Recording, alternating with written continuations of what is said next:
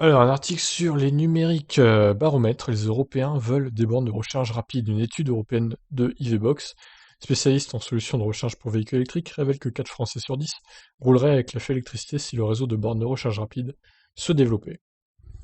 Bah oui, c'est un peu une des conditions sine qua non hein, pour certains, même qui me suivent en commentaire. Je vous vois souvent dire: «Ah, mais il n'y a pas assez de bornes de recharge, moi je vais rester en thermique, machin».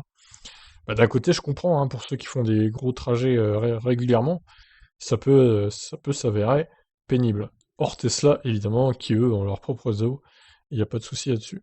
Alors, il y a peu, nous évoquions l'inquiétude de Cécile Goubet, la déléguée générale d'Aver France, Association nationale pour le développement de la mobilité électrique, face au retard pris dans le déploiement des bornes de recharge sur le territoire national.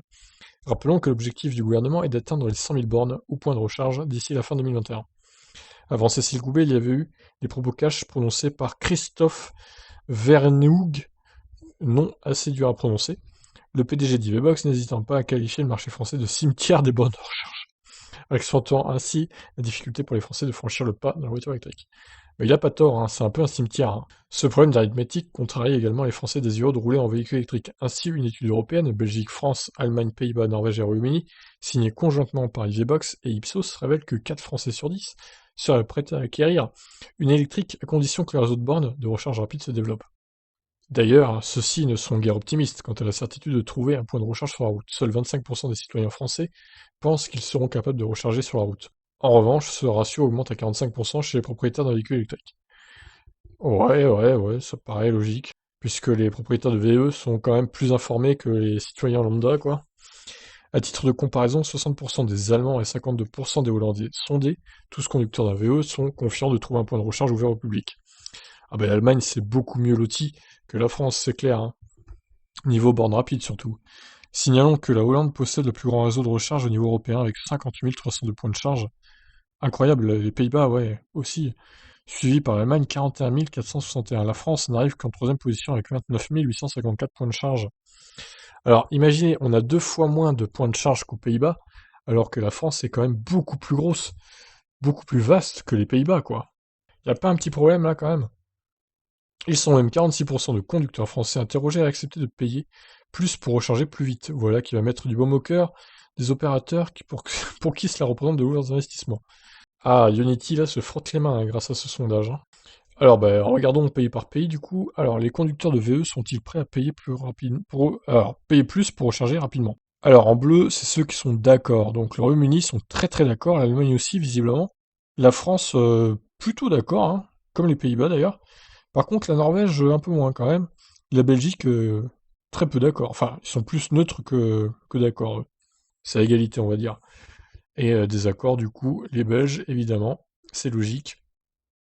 Et par contre, le Royaume-Uni, ils sont pas total, ils sont pas en désaccord. Hein. Franchement, 15% seulement, ils sont prêts à payer beaucoup plus cher, visiblement, au Royaume-Uni. Bon, bah, apparemment, ils ont des sous hein, là-bas, donc s'ils aiment bien se faire arnaquer par Unity, c'est leur problème. Alors, l'étude IVBox montre également l'importance de ces bornes rapides en Europe, où 43% des conducteurs de VE utilisent un chargeur rapide entre 3 et 10 fois par mois. Lorsqu'on observe la position de ces chargeurs rapides et ultra rapides, 55% des conducteurs privilégient les stations-service le long des autoroutes, 48% dans les commerces et 47% sur les stations publiques au cœur des villes.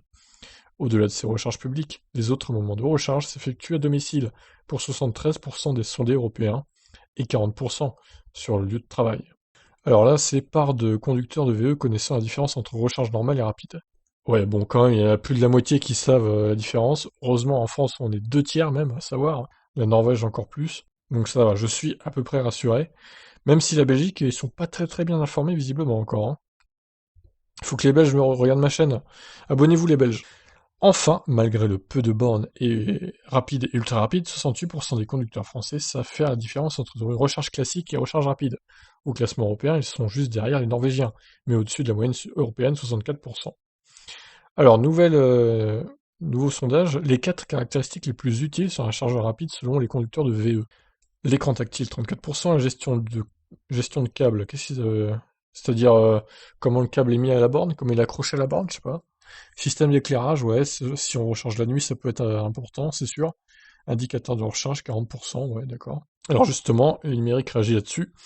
On reste dubitatif sur les 4 caractéristiques les plus utiles sur un chargeur rapide, à savoir les indicateurs de recharge, des écrans tactiles interactifs, un bon éclairage et une bonne gestion des câbles.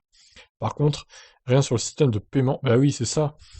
Personne n'a pensé au système de par carte bancaire, quoi, qui impose d'avoir un bon paquet de cartes diverses et variées liées à l'opérateur ou au constructeur automobile, ni même le fait qu'il ne soit pas possible de payer directement avec sa carte bancaire depuis un terminal sans avoir à passer par une app tierce. Malgré ce coup de projecteur sur le besoin des Européens à souhaiter plus de bornes de recharge rapide, l'étude Vbox semble légère en matière de représentativité. Oui, la plupart des principaux marchés européens où le véhicule électrique est en pleine croissance sont bien cartographiés. En revanche, on s'interroge sur le petit nombre de sondés européens, à savoir 3600 personnes réparties sur 6 pays, dont seulement 600 propriétaires d'un véhicule électrifié.